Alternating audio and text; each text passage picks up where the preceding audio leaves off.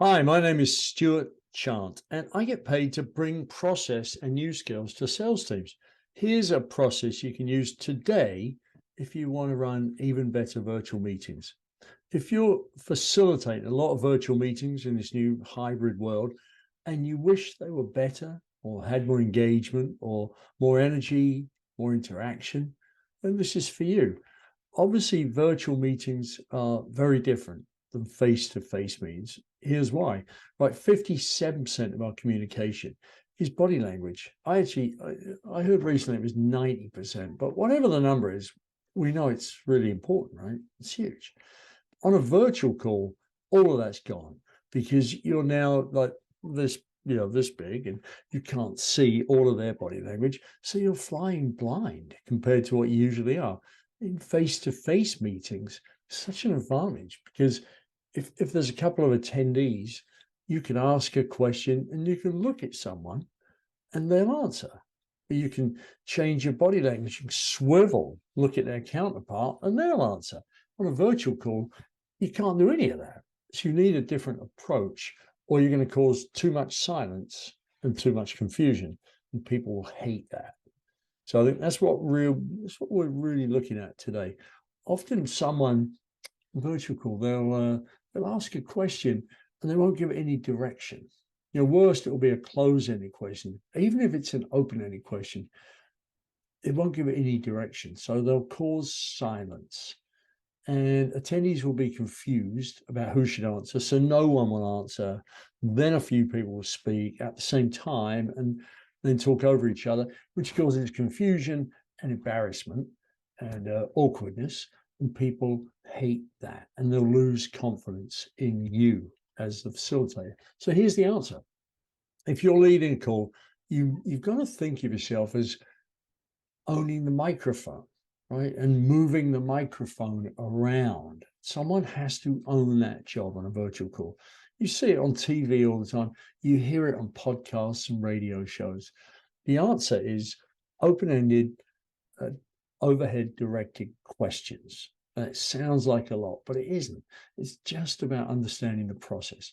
So let's break it down and build it up. Here's an open-ended question. What's the biggest challenge for your team? So it could be a question a salesperson might ask, right? It's a good open-ended question. It starts with what, or you could say, tell me or talk to me about, but let's go with this one. What's the biggest challenge for your team? The question is going to get you a good amount of words in reply, and you'll learn a lot. Very useful. The problem is on a virtual call, you got to direct that question or it will cause confusion and silence. So we make it overhead and directed by adding a name. So, Pat, what's the biggest challenge for your team? Or, hey, Rohan, let me come to you first. What's the biggest challenge for your team? And then I'm going to ask Leslie to give us her thoughts. Now you've asked an open-ended question to Rohan, and you let Leslie know to be ready to say something smart because you're coming to her next. Whether you're a facilitator, a salesperson, a manager, your job is really to set people up for success and make sure they feel good, right? They're not embarrassed.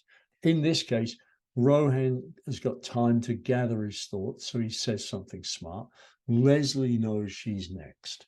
So here are some more examples of ways to move the microphone around the meeting. Hey, David, when we spoke, you said that X was a problem. If you could just dive into that a little bit and give us more context. Hey, Sheila, let me pause there and get your thoughts. David, let me come to you next. David, building on what Jean said, can you tell us more? Hey, Jesse, you mentioned on email that X has been an ongoing challenge for your group. Can you tell us more about that? Jan, what would you like to add? I want to go back to something you said, Todd. Hey, Luane, I want to hear your thoughts on the biggest challenge for your team right now. Building on what Romy said, can you tell us more? Here's one for you, Sandy, as head of HR. Kevin, let me come to you for your comments. Chad, I want to hear your thoughts. Jennifer, let me come to you next. Building on what Paul said, can you tell us more? Let me pause there. Dan, what would you like to add? Bill, we didn't have a chance to connect. Give us your perspective on X. So obviously what comes across loud and clear, hopefully, is using their name, but then ways to drag them in, not just saying, hey, do you, are you, can you, would you, is there, which are going to get you short answers. These are much, much bigger questions, and they're overhead and they're directed. So no one's in any doubt about what they should do, and you're setting people up for success. Hey, if this is useful, please share it, subscribe if there's a button. And I'm releasing a course on this soon. So running virtual meetings or mastering virtual sales will be out soon. So watch this space. Good luck.